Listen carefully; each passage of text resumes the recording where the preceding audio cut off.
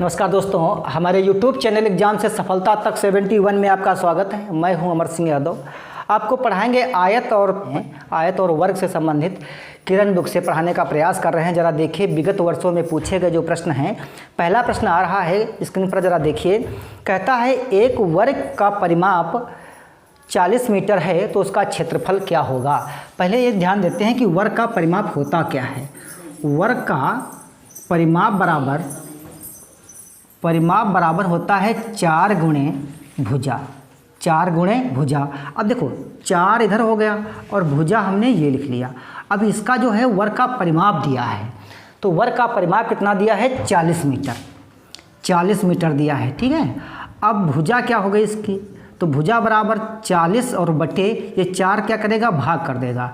4 एकन्ना 4 और 4 जीरो 0, तो 10 मीटर इसकी क्या आई, भुजा आई। अब कहता है इसका क्षेत्रफल बताना है, तो वर्ग का जो क्षेत्रफल होता है, वर्ग का क्षेत्रफल बराबर क्या होता है, भुजा स्क्वायर। भुजा स्क्वायर तो क्या करेंगे, 10 का स्क्वायर करेंगे। जब 10 की 2 बार अगर गुणा करते हैं तो कितना होगा, 100 होगा। अच्छा, वर्ग होता क्या है? वर्ग ये इस प्रकार से होता है जिसकी चारों भुजाएं आपस में बराबर हों। जैसे मान लीजिए 5 ये है तो 5 ये है और 5 ये है, तो क्या हुआ, चारों भुजाएं इसकी बराबर हुई। तो आपका ऑप्शन नंबर इसमें बी बिल्कुल सही आंसर होगा। अगला प्रश्न देखिए। कहता है एक फर्श की माप 5 मीटर गुणे 4 मीटर है। फर्श को ढकने के लिए कितनी टाइल की आवश्यकता होगी यदि एक टाइल की माप 80 सेंटीमीटर और 100 सेंटीमीटर है। तो टाइलों की जो संख्या होती है, टाइलों की संख्या बराबर फर्श का क्षेत्रफल क्या है। देखिए इसमें लंबाई और चौड़ाई दी हो तो समझ जाना ये आयताकार है, तो आयताकार का क्षेत्रफल होता है लंबाई गुणे चौड़ाई। अब ये टाइल की भी वही प्रक्रिया है, तो क्या होगा, लंबाई गुणे चौड़ाई हो जाएगा। अब इसमें क्या है, जो टाइल की लंबाई है वो 5 मीटर है। कितने मीटर है, 5 मीटर और 4 मीटर। लेकिन यहाँ पर 100 से गुणा करेंगे, क्यों, आगे बताते हैं। क्योंकि ये सेंटीमीटर में है, जो टाइल की माप है वो सेंटीमीटर में है। कितनी है, 80 सेंटीमीटर और 50 सेंटीमीटर।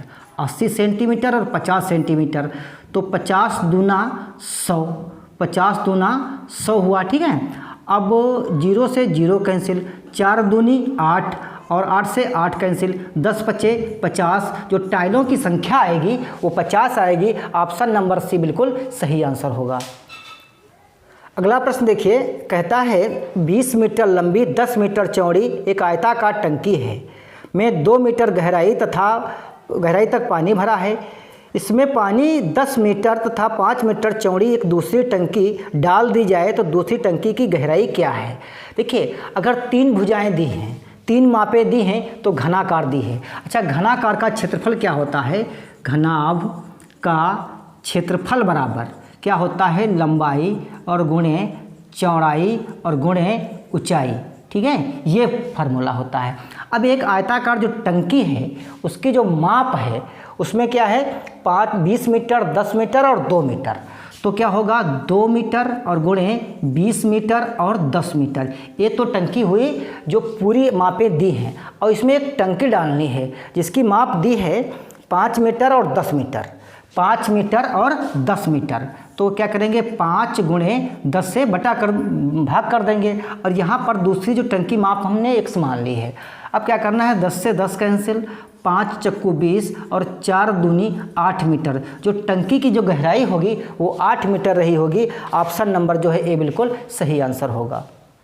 अगला प्रश्न देखिए। प्रश्न नंबर 4 कहता है एक बक्स का आयतन क्या है जिसकी प्रत्येक कोर 3 मीटर लंबी है। देखिए जो अब एक कोर दी है, बक्सा कैसा होता है, घनाकार होता है। कैसा, घनाकार। तो घन का जो आयतन होता है, घनाकार का आयतन क्या होगा, भुजा क्यूब। क्या होगा, भुजा क्यूब। तो इसकी जो भुजा दी है वो क्या दी है, 3 मीटर।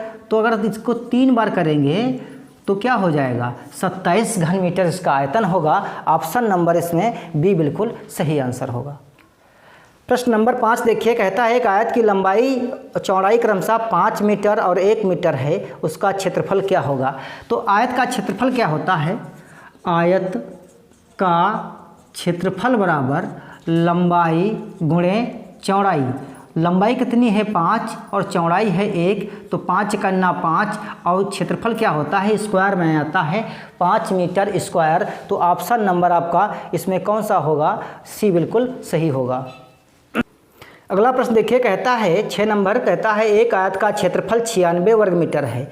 यदि इस आयत की एक भुजा 12 मीटर है तो उसका परिमाप क्या होगा? देखिए, माना दूसरी जो भुजा है, दूसरी भुजा हमने मान लिया x।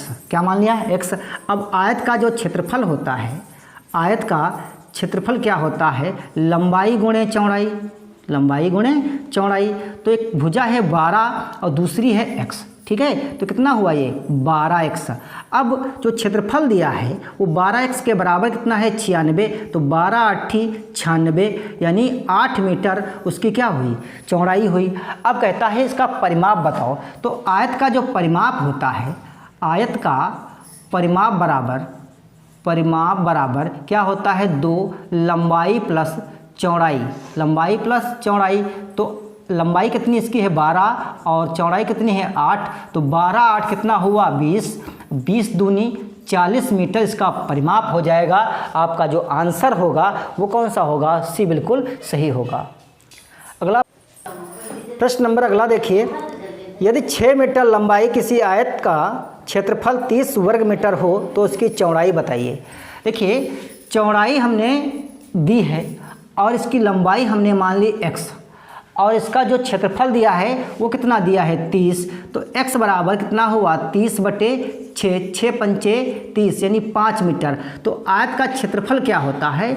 आयत का क्षेत्रफल बराबर होता है लंबाई गुणे चौड़ाई, लंबाई गुणे चौड़ाई। तो 6 लंबाई हुई और x क्या हुआ? इसकी लंबाई हुई। तो ऑप्शन नंबर इसमें आपका कौन सा सही होगा? ऑप्शन नंबर ए बिल्कुल सही आंसर होगा। अगला प्रश्न देखिए 10 नंबर, कहता है एक संदूक का आयतन क्या होगा जिसकी लंबाई 3 मीटर और चौड़ाई 2 मीटर, ऊंचाई 5 मीटर है? उस संदूक का आयतन क्या होगा जिसकी लंबाई 3 मीटर, चौड़ाई 2 मीटर और ऊंचाई भी 2 मीटर है? तो घनाकार है, घनाभकार। तो घनाभ का आयतन बराबर लंबाई गुणे चौड़ाई गुणे ऊंचाई। तो लंबाई है 3, चौड़ाई है 2 और ऊंचाई भी 2 है। तो 2 दूनी 4 तियाँ 12 घन मीटर जो है इसका आयतन होगा। ऑप्शन नंबर इसमें कौन सा सही होगा? ऑप्शन नंबर सी बिल्कुल सही आंसर होगा। दोस्तों, अगर ये वीडियो आपको पसंद आए तो शेयर कर दीजिए। नए व्यूअर्स हैं तो चैनल को सब्सक्राइब कर लीजिए। वीडियो देखने के लिए बहुत बहुत धन्यवाद।